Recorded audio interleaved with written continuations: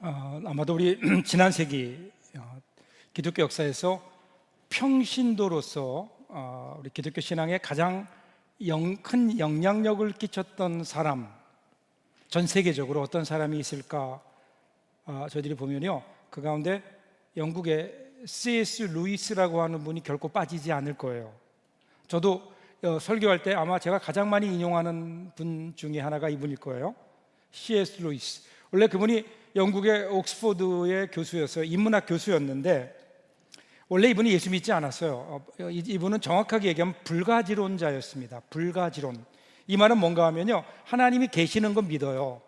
그런데 그 하나님이 나하고는 상관이 없는 거예요. 하나님에 대한 관심도 없어요. 하나님이 계시지만 우리는 알 수 없는 거예요. 이분이 옥스퍼드에서 인문학을 가르쳤는데 그러다 보니까 자연히 문학에 관심을 갖게 됐고요. 책을 많이 읽는데 어느 날 그런 생각이 들더래요. 지금까지 인류 역사에서 가장 우리 인류에게 영향을 끼쳤던 책, 가장 많은 사람들이 읽었던 책 뭘까요? 성경이에요. 그게 성경인데 나는 성경을 한번 제대로 읽어봤나? 그런 생각이 들더래요. 그래서 어느 날 성경을 읽기 시작했어요. 이 성경을 읽기 시작한 건 신앙적인 어떤 차원이 아니라 문학적인 관심 때문에. 그래서 성경을 읽었는데 성경 중에 시편을 가장 먼저 읽은 거예요. 왜 시편을 읽었을까? 제가 생각해 보니까 그분이 워낙 또 인문학을 좋아하고 하니까 시를 좋아해서 시편을 읽지 않았을까? 또 하나는 성경을 폈더니 정 가운데 딱 피면 시편이 나와요, 보통. 그래서 아마 시편을 읽지 않았을까? 그런데 시편을 읽어가는데 처음에 1편 괜찮아요? 그죠? 복 있는 사람은 악인의 꾀를 쫓지 아니하고 좋다. 2편, 3편 쭉 넘어가다가 7편, 8편, 10편 넘어가는데 그때부터 분위기가 바뀌는 거예요. 좀 이상하다. 왜? 이 성경에 정제되지 못한 단어들이 나오기 시작할까? 이 거친 언어들이 막 나오기 시작할까? 왜 이 시편을 썼던 시편 기자에게는 이렇게 원수가 많은가? 거기 보면 왜 이 원수를, 내 주위에는 왜 이렇게 원수가 많습니까? 이들을 처리해 주십시오. 저들을 박살내 주십시오. 이런 기도들이 막 나오거든요. 그러니까 그 시편을 읽다가 이 C.S. 루이스가요, 이건 아니다. 하나님의 말씀이 어떻게 이렇게 저주의 말들이 나오게 되는가? 하나님의 말씀이라면 뭔가 고상하고 뭔가 우리가 아름다운 말들이 있어야 되지 않을까? 그래서 덮었대요. 성경을 더 이상 안 읽었어요. 이거는 아니야. 이거는 아닌 것 같아요. 성경을 덮었대요. 그리고 돌아 나오는데 한 가지 생각이 스치더래요. 그런데 이것이 인생이 아닐까? 그런 생각이 든 거예요. 이게 인생이 아닐까? 인생이 항상 아름답지만은 않잖아요. 여러분, 우리 인생을 살다 보면 어떻게 원수도 생기고 좌절할 일도 생기고 억울한 일도 생기고 때로는 몸에 병이 들기도 하고, 그게 여러분 우리 인생이잖아요. 그래서 그때 드는 생각이 그러면 최소한 성경은 우리의 실존에 정직하구나. 우리가 당하고 있는 모든 문제들을 그냥 넘어가지 않는구나. 최소한 우리의 실존에 대해서, 우리의 모습에 대해서 하나님은 정직하게 반응하시는구나. 그런 생각을 하게 됐고요. 그래서 덮었던 성경을 다시 읽게 되고, 그리고 말씀을 읽는 가운데 그리스도인이 됐어요. 그리고 나서 그분이 그리스도인이 된 다음에 그분이 제일 먼저 썼던 책이 있어요. 그 책이 뭐냐면 시편에 대한 묵상이에요. Reflection on the Psalm이라고 하는 시편에 대한 묵상이라는 책을 처음으로 쓴 거예요. 시편만이 아니에요. 여러분, 성경 전체를 읽어보면요, 때때로 우리가 불편할 정도로 정제되지 못한 거친 말들이 툭툭툭 튀어나와요. 특별히 오늘 읽었던 말씀은 불순종이잖아요. 오늘 말씀 여러분 읽으면서 어떤 생각하셨나요? 들어가도 저주를 받고 나가도 저주를 받고, 너만 저주받는 게 아니라 니네 식구들 다 저주받고, 기르는 강아지까지 다 개를 다 저주받고. 오늘 이 성경을 처음 읽는 분들은 깜짝 놀랐을 거예요. 아니, 도대체 성경이 왜 이런 말이 있지? 성경에는 뭔가 아름다운 말들이, 주옥 같은 말들이 있어야 될 텐데 읽기만 해도 막 감동이 되는 말씀이 있어야 되는데 오늘 보니까 웬 저주에 대한 얘기들이, 이건 어디 가서 우리가 이런 저주를 받아봤겠어요? 여러분 생각해 보세요. 읽으면서 누가 우리 이렇게 저주했겠어요? 근데 지금 하나님께서 우리를 향해 이렇게 저주하신다, 그런 내용 아니에요? 읽으면 신앙생활을 오래 한 사람도 마찬가지예요. 오늘 신명기 28장 후반부에 나오는 이 저주에 관한 말씀은요, 여전히 우리가 소화하기 어려워요. 왜 그러실까 하나님은? 그럼에도 불구하고 분명한 사실은 하나님의 말씀이라는 거, 이게 하나님께서 우리에게 이것을 통해서 하시고자 하는 하나님의 말씀이 있다는 거예요. 오늘 저는 저와 여러분이 오늘 마음을 열고 이 본문을 통해서 우리에게 주시는 하나님의 말씀을 같이 좀 들었으면 좋겠어요. 자, 오늘 1절부터 14절까지 보면 저주에 대한 얘기만은 아니에요. 복에 대한 얘기가 나와요. 짧지만 14절까지. 근데 여기에서 가장 많이 등장하는 단어가 있어요. 그게 뭐냐면 여호와께서라는 말이에요. 7절부터 보세요. 보면 이렇게 나와요. 여호와께서 너를 대적하기 위해 일어난 적군들을 너의 앞에서 패하게 하시리라. 그들이 한 길로 너를 치러 들어왔으나 내 앞에서 7길로 도망하리라. 그러니까 7절부터 반복해서 나오는 말이 뭐냐면요, 여호와께서 이렇게 복을 주실 거다. 너희가 순종하면 여호와께서 이렇게 복을 주실 거다. 근데 여기 중요한 게 있어요. 이게 뭐냐, 여호와께서예요. 여호와께서. 이 말은 뭘까요? 이 복을 주시는 분이 여호와라는 거예요. 너희가 어떤 복을 받느냐라는 것보다 더 중요한 초점이, 강조점이 어디에 있는가 하면, 너희가 이런 복을 받을 거야, 이 복이 아니에요. 이런 복을 주시는 하나님을 좀 보라는 거예요. 이어지는 20절부터 보시면요, 계속해서 저주에 대한 얘기가 나오는데 여기서도 가장 많이 나오는 단어가 여호와께서예요. 여호와께서. 20절 보면 내가 악을 행하여 그를 잊음으로 너의 손으로 하는 모든 일에 여호와께서 저주와 혼란과 책망을 내리사 망하며 속히 파멸하게 하실 것이며. 여러분, 그 당시 고대 근동에서 인간의 인생에 저주를 할 수 있는 능력이 있는 존재, 신이에요. 우리는 우상이라 그러죠. 그 당시에 신들이 많이 있었잖아요. 이 신들이 인간에게 저주할 수 있다고요. 그런데 저주하는데 이유도 없어요. 근거도 없어요. 그냥 신이 기분 나쁘니까 그냥 저주하는 거예요. 그러니까 그 앞에서 인간은 두려울 수밖에 없는 거예요. 이 저주 앞에, 신들의 저주 앞에 그 두려움까지 떨고 있는데 지금 하나님 뭐라고 말씀하셨어요? 야, 정말로 너희를 저주할 수 있는 능력이 있는 사람이 누구라고요? 하나님이시라고 얘기하는 거예요. 하나님. 그러니까 너희가 어떤 저주를 당하니 이러한 일들이 너에게 일어날 수 있는데, 근데 이 모든 것들을 주관하는 분이 하나님이시다. 지금 성경은 그 이야기를 하고 있는 거예요. 우리는 오늘 28장을 읽으면서 하나님이 주시는 복이 뭔가에 관심을 가져요. 하나님께서 우리에게 주시는 저주가 무엇인가에 우리는 관심을 가져요. 그런데 하나님은요, 야, 그게 아니라 여기에 주된 공통점이 하나 있는데, 어떤 상황에서 흔들리지 않아야 되는 게 있는데, 그게 뭐냐면 하나님이라는 거예요. 하나님을 좀 바라보아야 된다는 거예요. 우리 신앙은 그거 아닌가요?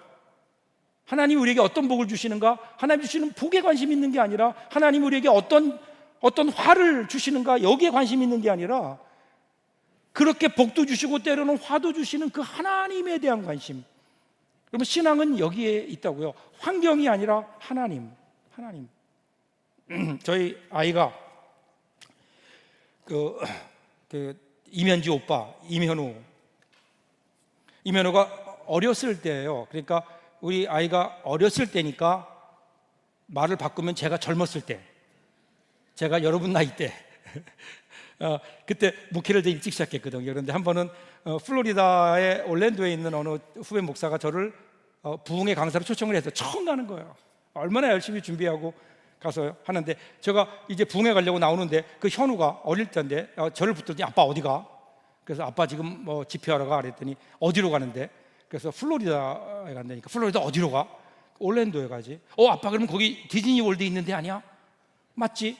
아빠 거기 가면 지금 우리 아이들한테 최고 인기 있는 게 뭐냐면, 그 당시에 소위 파워 레인저라고 하는 그 로봇가 있는데, 그 로봇가 그 올란도판, 그러니까 그 디즈니랜드에서 하는 스페셜 에디션이 있다는 거예요. 그걸 가지면 자기가 이제 친구들 사이에 군림할 수 있는 거예요. 그걸 사다 달라는 거야. 그럼 뭐라 그래요? 그걸. 그래서 알았다고, 뭐 그냥 그러고 이제 왔어요. 와서 이제 집회를 잘 끝나고 집으로 돌아올 때가 됐는데 그 생각이 난 거예요. 근데 그걸 살려면 어딜 가야 돼요? 디즈니월드 가야 되는데 꽤 멀어요, 거기가. 어떻게 해야 되나 막 고민하고 있었는데, 그렇다고 뭐 강사체면에 그거 좀 사러 가자 그럴 수도 없고, 그래서 있는데 이 눈치를 챈 친구, 그 후배 목사님이, 목사님 혹시 뭐 필요한 거 있으세요? 그래서 사실은 그렇다 그랬더니 사왔어요. 가서 밤에 가서 그래가지고 사온 거예요. 얼마나 감사한, 이걸 가지고 이제 다 가방에 넣고. 여러분, 그때 돌아오는, 비행기 타고 돌아오는 아빠의 그 마음을 아세요? 드디어 내가 뭔가 내가 한 건 했다라는 거야. 내가 드디어 아버지로서의 내가 역할을 하는구나. 가서 이제 내가 현우야 아빠가 왔다 그러면 그 아이가 얼마나 기뻐하면 나한테 와서 안기고 막 아이가 나를 얼마나 반가워할까.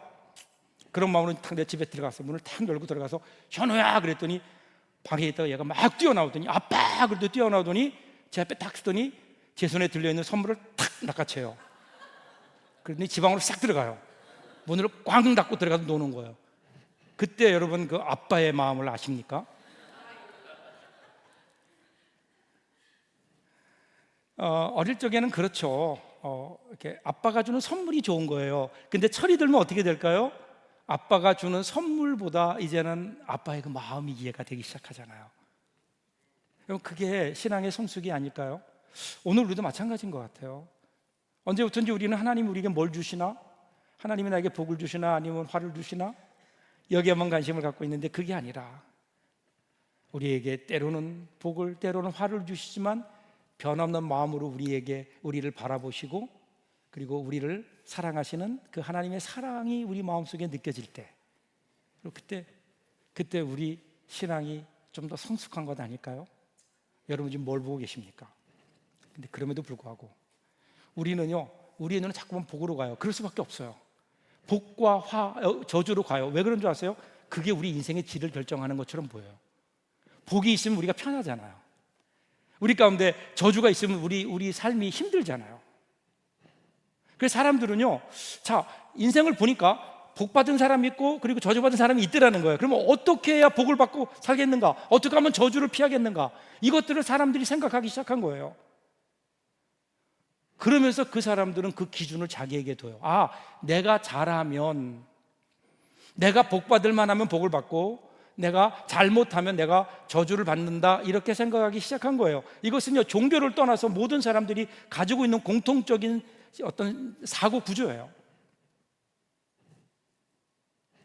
그렇죠? 우리가 뭘 가지고 있는가, 무엇을 가지고 있는가라는 거예요.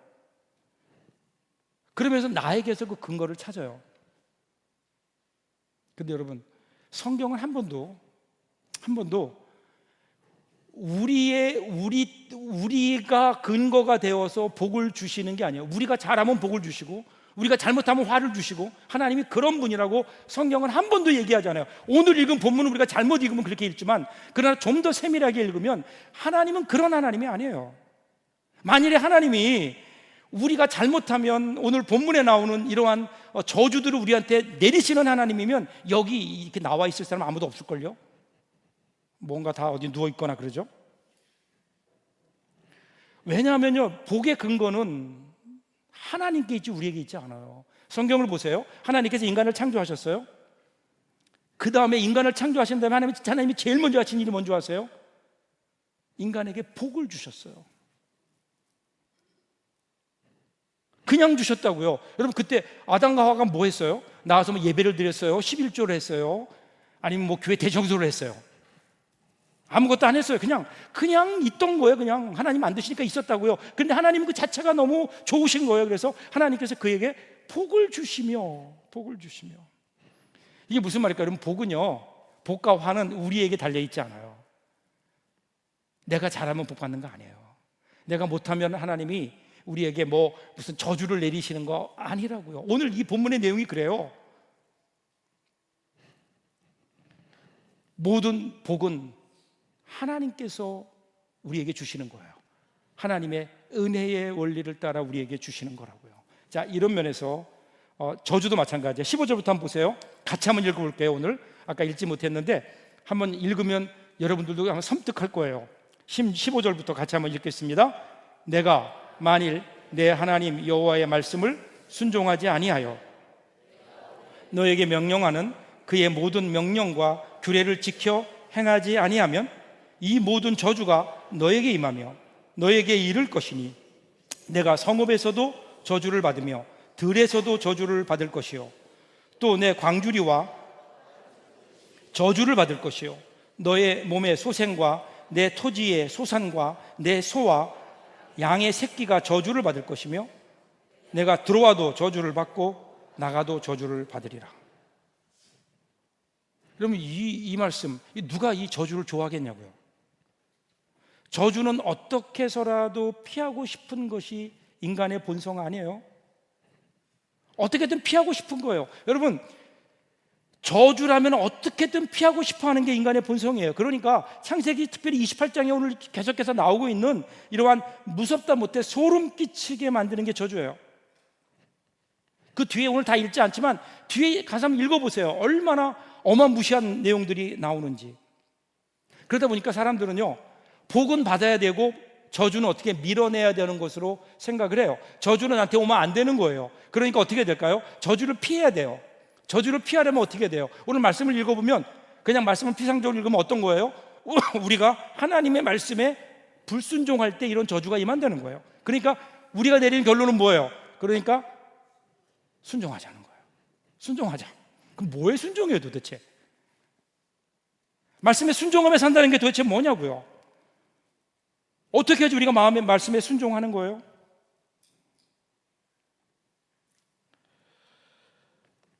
이것이 바로 우리가 지금 하나님을 믿는다고 하면서 하나님을 모르고 있는 거예요.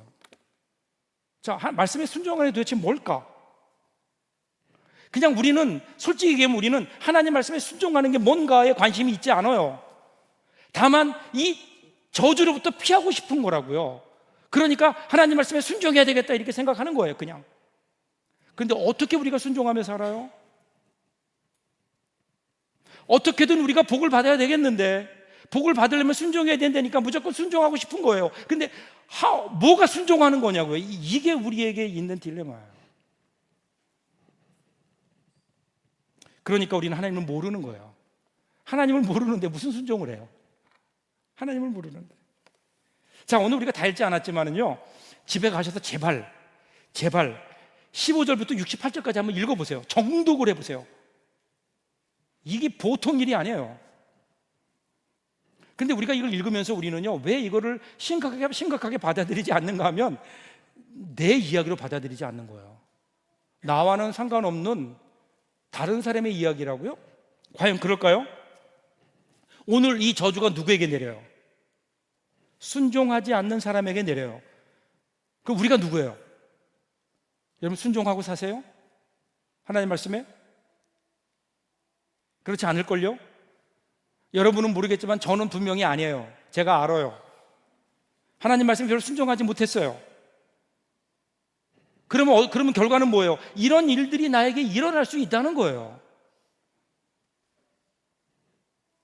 아니, 어쩌면 우리 삶 속에 이미 일어났어야 당연한 거라고요. 그런데 그런가요? 그나마 일어나지 않았다고요. 이런 일들이, 이런 저주가 우리 가운데 일어나지 않았어요. 이유는 뭘까요? 우리가 순종했기 때문일까요? 아니에요. 분명히 이런 하나님의 약속이 이루어져야 됨에도 불구하고 오늘 우리 가운데 이러한 저주가 구체적으로 나타나지 않는 이유 단 하나, 하나님의 은혜예요. 은혜. 하나님의 은혜. 여러분, 은혜라는 게 뭔지 아세요? 여러분, 우리 그리스도인들, 특별히 기독교 신앙에서 우리들이 정말 많이 쓰면서 이해하지 못하는 게 은혜라는 단어예요. 은혜의 정확한 정의가 뭐예요? 내가 받을 만한 근거가 없는데, 내가 이것을 받을 만한 자격이 없는데, 그런데 나에게 일방적으로 주어지는 친절이에요. 호의예요. 이해가 안 되는 거예요. 그것을 우리는 그냥 은혜라고 표현할 뿐이에요. 이해가 안 돼요. 이해가 되지 않는 거예요. 일어나야 되는데 일어나지 않아요. 나에게 이런 저주적인 사건들이 일어나야 되는데 우리에게 일어나지 않아요. 그 이유는 뭐예요? 이유는 하나님의 사랑이라고. 하나님이 그걸 유보하신 거예요. 하나님께서 우리에게 일어나지 않게 하신 거라고요. 그래서 오늘 우리는 이것을 보면서 오늘 우리에게 이러한 불순종으로 인한 저주가 우리 가운데 일어나지 않는 것에 대해서 첫 번째 감사해야 돼요. 하나님 앞에. 두 번째는요, 이게 왜 또 은혜인가 하면, 그러면 만약에 우리가 그렇게 살아가는데, 죄지면 살아가는데 내 마음대로 내 욕심 따라 하나님 뜻대로 살지 않고 불순종하며 살아가는데 하나님이 그대로 내버려 두신다? 오히려 하나님이 그에게 복을 주신다? 그럼 그게 복이에요? 근데 우리 그거 원하죠. 하나님, 나는 내 마음대로 살 테니까, 하나님 내 마음대로 살고 싶어요, 내 마음대로 살 테니까 하나님 나에게 복을 주세요. 우리 신앙 태도가 그런 거 아니에요? 나는 내 마음대로 살고 싶고, 그러나 하나님 복은 받고 싶고.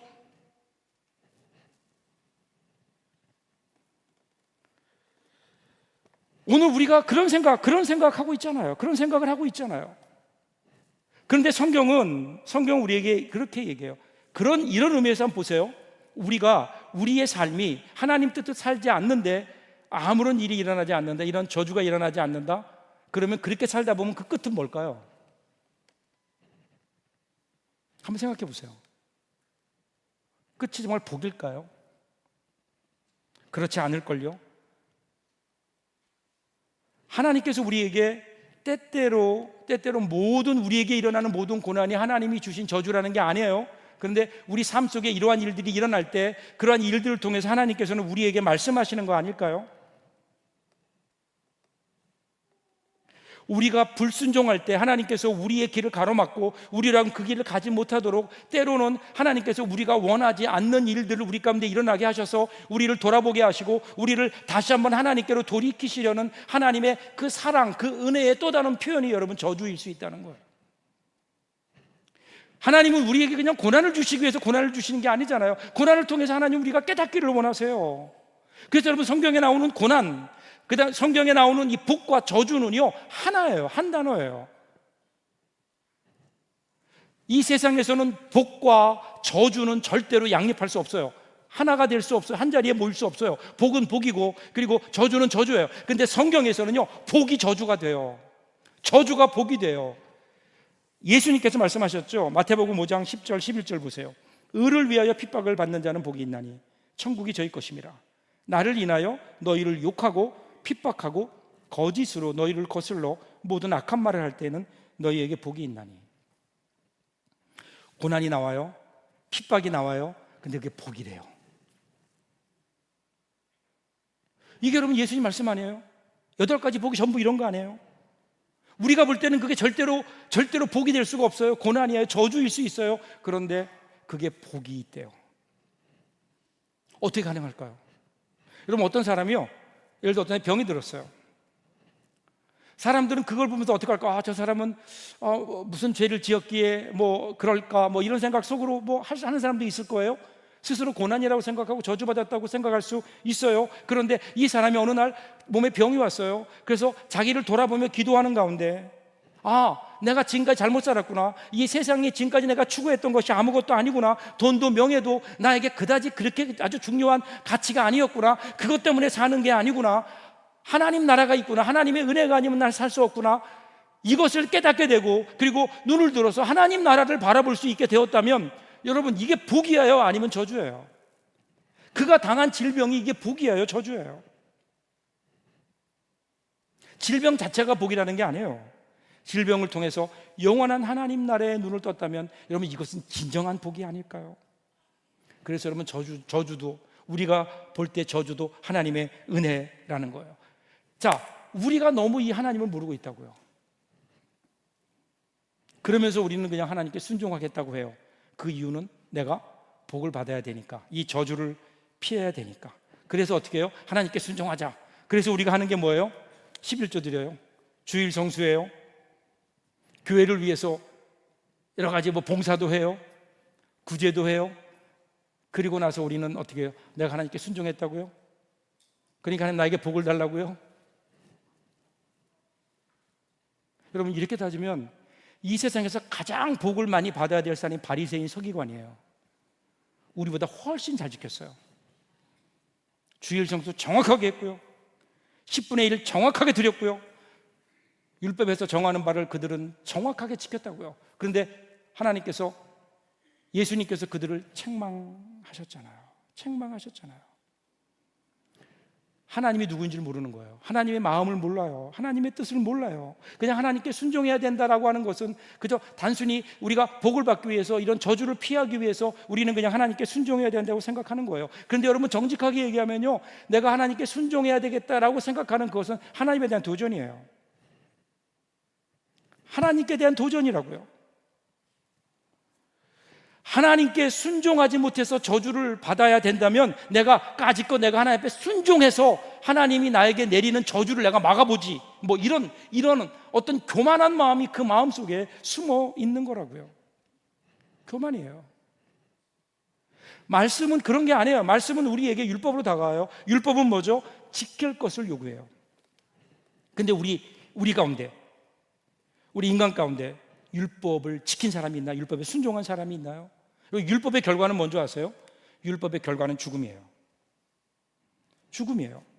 그러니까 만일에 우리가 말씀을 지킨다라고 하는 거는요, 우리를 죽음의 자리로 끌고 가는 거라고요. 왜 그런 줄 아세요? 로마서 3장 20절 보세요. 그러므로 율법의 행위로 그의 앞에 의롭다 하심을 얻을 육체가 없나니 율법으로는 죄를 깨달음이라.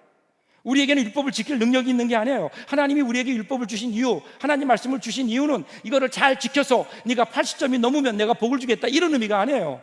처음부터 목적 자체가, 율법을 말씀을 주신 그 목적 자체가 우리로 하여금 우리가 얼마나 하나님의 말씀을 지킬 수 없는 존재인가, 얼마나 우리는 하나님의 말씀을 지킬 수 없는 그런 무능한 존재인가, 얼마나 죄로 물든 존재인가, 이것을 하나님께서 우리에게 깨닫게 하시려고 우리에게 말씀을 주시고 그리고 우리에게 율법을 주신 거라고요. 근데 사람들은 자꾸만 우리는요, 뭘 지켜서 하나님이 나에게 주시는 복을 받으려고 하고, 뭘 내가 열심히 지켜서 하나님 말씀을 잘 지켜서 내가 하나님으로부터 오는 화를 피하려고 한다고요. 그러다 보니까 어떻게 해요? 바리새인들이 생겨나요. 그래서 율법을 지켜야 되는데 지키기가 어려우니까 자기가 지킬 수 있는 율법들을 만들기 시작해요. 스스로 어떤 율법을 만들어놔요. 그러니까 나는 그저 내 주일 성수하고 하나님 앞에 11조하고 그저 이 정도 하니까 나는 말씀을 지켰다, 나는 신앙생활 잘한다, 나는 하나님께 순종하고 있다라고 스스로 착각 속에 빠져버리는 거라고요. 하나님이 우리에게 요구하시는 순종이 도대체 뭐예요? 우리가 오늘 하고 있는 신앙의 모습이 하나님이 정말 원하시는 순종일까요? 율법의 말씀의 마지막은 뭐라고요? 죽음이라고요. 갈라디아 3장 13절 보세요. 그리스도께서 우리를 위하여 저주를 받은 바 되사 율법의 저주에서 우리를 속량하셨으니 기록된 바 나무에 달린 자마다 저주 아래 있는 자라 하였습니다. 하나님께 때로 우리를 저주하시고 저주 가운데 두시는 이유가 뭐예요? 그때 우리의 눈을 들어 주님을 바라보라는 거예요. 십자가를 바라보라는 거예요. 우리를 위해서 대신 저주받으신 그분을 바라보면서, 근데 우리를 위해 저주받으신 주님을 바라보려면 우리가 어느 자리에 있어야 돼요? 저주의 자리에 있어야 되는 거라고요. 연약한 자리에 있어야 되는 거라고요. 내가 죄인된 자리에 있어야 되는 거라고요. 죄인된 자리에서 바라볼 때 그때 십자가가 보이고, 우리는 나를 위해 대신 죽으신 예수님의 십자가를 바라보면서 거기에서 우리의 죄가 속해짐을 우리는 발견할 수 있고, 그러면 여기에서 얻는 이 복이야말로 우리의 구원의 복이요, 우리에게는 새로운 생명의 복이 아닐까요? 이 예수님을 발견하는 것. 때로는 그래서 하나님께서 우리를 저주라고 하는 은혜의 자리에 우리를 두신다고요. 저는 오늘 말씀 준비하면서요, 제 어릴 적이 생각났어요. 제가 어릴 적에 참 모험생으로 컸거든요. 이렇게 비웃는 소리가 여기저기 들리는 것 같아요. 근데 언젠가 제가 한번 거짓말을 한 적이 있어요. 내용은 기억이 안 나지만 제가 무슨 거짓말을 했어요. 저희 어머니가 굉장히 화가 나셨어요. 근데 회초리를 드셨어요. 그때 제가 맞은 적이 몇 번 기억에 날 정도인데 그 중에 정말 어머니에게 호되게 혼났어요. 제 종아리가 뻘겋게 부러울 정도로 종아리를 치셨어요. 그 다음에 애를 내놓으시면서 앉으라고 하더니 저에게 이렇게 말씀하세요. 너 거짓말하면 안 돼. 너 거짓말하면 안 돼. 너는 하나님의 사람인데 거짓말하면 안 돼. 엄마랑 약속하자. 다시는 거짓말하지 않기로. 엄마하고 약속. 손을 걸었죠. 대답해야지. 답이 안 나와요. 맞았는데 얼마나 억울해요. 그러니까 울면서 대답을 안 하니까 저희 어머니는 대답해야 돼. 제가 네 그랬어요. 제가 그때 어머님이 저에게 그랬죠. 너 거짓말하면 안 돼. 그리고 제가 네라고 대답했어요. 그 이후에 제가 거짓말을 했을까 안 했을까요? 대답하기 어렵죠. 또 목사님한테 거짓말했잖아요. 그럴 수도 없고. 했어요. 많이 했어요. 엄청나게 많이 했어요. 거짓말을. 그때 어머니는 저하고 이렇게 약속하시면서 제가 거짓말을 안 할 줄로 아셨을까요? 저희 어머니 아셨을 거예요. 제가 저놈 저러고 돌아서면 또 거짓말 할 거야. 그런데 왜 그렇게 대답을 하라고 하셨을까? 포기할 수 없으신 거예요. 포기할 수 없으신 거예요. 아들이기에 포기할 수 없어요. 그냥 내 아들이 정직한 하나님의 사람으로 자라주기를 원하는 그 어머니의 그 마음, 그 사랑 포기할 수 없는 거예요. 오늘 여러분이 저주 말씀을 하시는 하나님 말씀이 그 말씀 아닐까요? 이스라엘 백성을 불러 모았어요. 너희들 이렇게 하면 안 돼. 그렇게 살면 안 돼. 말씀에 불순종하면 안 돼. 그럼 너희들에게 이런 일이 임할 거야. 그리고 하나님께서는요, 그렇게 말씀을 하실 때마다 이스라엘 백성들로 하여금 아멘이라고 얘기하게 해요. 답하라는 거예요. 그 답이 뭐예요? 아멘이에요. 아멘하라 그런 거예요. 그래서 정말 하나님께서 이렇게 말씀하실 때, 그때 모세가 이야기할 때 백성들이 아멘하고 대답을 했어요. 자, 그러면 그 다음에 이스라엘 백성들은 한 번도 죄를 안 졌을까요? 불순종을 안 했을까요? 하나님은 그거 모르셔서 그들에게 아멘하라고 얘기하셨을까요? 하나님은 아셨어요. 구제불능이라는 거 알아요. 돌아서면 또 금방 불순종할 거 알아요. 금방 하나님을 배신할 거 알아요. 그럼에도 불구하고 하나님은 결코 그들을 하나님의 사랑에서 놓을 수 없는 거예요. 하나님의 사랑이기 때문에 그들을 결코 놓을 수 없는 거예요. 여러분, 이 포기할 수 없는 하나님의 사랑, 이 하나님의 사랑의 피크가 뭐예요? 그게 예수 그리스도의 십자가 아니에요. 해도 안 되니까 결국 독생자를 보내셔서 우리를 대신해서 십자가에 죽게 하심으로 우리를 구원하시는 그 하나님의 그 은혜, 그 하나님의 은혜. 여러분, 이 하나님의 사랑, 오늘 우리 하나님은요, 지금 신명기 18장에서 너희가 내 말 잘 들으면 내가 복 줄 거야, 내 말 안 들으면 너희들 저주받아, 협박하는 하나님이 아니에요. 우리를 하나님보다 더 사랑하세요. 하나님의 사랑의 표현이 오늘 우리가 읽었던 저주라는 거예요. 여러분, 하나님은 절대로 우리가 잘하면 복을 주시고 잘못하면 저주하시는 하나님이 아니라니까요. 하나님의 사랑은 그런 하나님의 사랑이 아니에요. 오늘 하나님은 이스라엘 백성들에게 순종하라고 하는 것은 바로 여기에 있는 거예요. 하나님의 그 마음을 좀 알고 하나님의 마음을 따르라는 거예요. 하나님 마음이 어떤 마음이에요? 우리가 아직 죄인 되었을 때에 그리스도께서 우리를 위하여 죽으심으로 하나님께서 우리에 대한 하나님의 사랑을 확증하셨대요. 그러면 여러분, 그 하나님의 사랑을 우리가 본다면 오늘 눈앞에 보이는 복과 그리고 저주만을 바라보며 복 받으면 좋아하고 저주 받으면 화내고 울고, 이것이 여러분 그리스도인의 모습이 아니라는 거예요. 정말 하나님께 순종하는 사람이 어떤 사람이에요?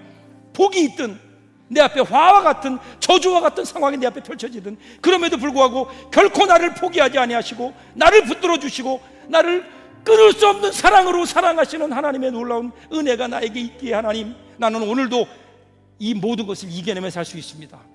여러분, 이때 우리는요, 정말 저주와 같은 상황 속에서도 승리하는 삶을 살 수 있는 거예요. 그런데 만약에 앞에 복과 같은 상황이 펼쳐진다고 복만 바라보다가 하나님 바라보지 못한다면 그게 복일까요? 사랑하는 여러분, 이번 한 주간도요, 앞으로 여러분의 삶 가운데 어떤 일이 일어날지 몰라요. 그냥 매일 복과 같은 그런 삶만 펼쳐진다면 그것도 좋은 거 아닌 것 같아요. 때로는 하나님이 그래서 우리를 돌아보라고 이런저런 모습의 고난과 또 화를 우리에게 주실 수도 있어요. 그때 그럼에도 불구하고 내 삶의 환경이 어떻게 펼쳐지든 상관없이 여전히 나를 그 누구보다도 사랑하시고 붙들고 인도하시는 하나님의 그 은혜를 우리들이 그 하나님을 바라보고 하나님을 붙들 수 있다면, 그 하나님의 인도하심에 순종할 수 있다면 우리 삶은 여러분 행복할 거예요. 그런 하나님의 놀라운 은혜로 우리의 남은 삶, 승리하는 삶을 살아가는 저와 여러분 될 수 있기를 주님의 이름으로 축복합니다. 기도하겠습니다.